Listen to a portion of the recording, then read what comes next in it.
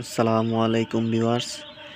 আজকে আমি আপনাদেরকে দেখাবো এবং জানাবো কিভাবে ব্রয়লার মুরগি শুরু থেকে শেষ পর্যন্ত লালন পালন করতে হয়, কিভাবে ব্রয়লার মুরগি পালন করলে 30 দিনে 2 কেজি ওজন হয়। আজকে এই বাচ্চার বয়স হচ্ছে 2 দিন। তো এটা জানুয়ারি মাস, শীতের সময়। এই সময় বাচ্চাগুলোকে অনেক হিট দিতে হয়, এই জন্য পুরা ঘরটাকে একবারে ফাঁকা বন্ধ রেখে করা হয়েছে।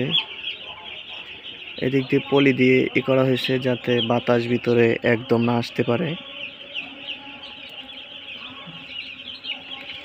জি।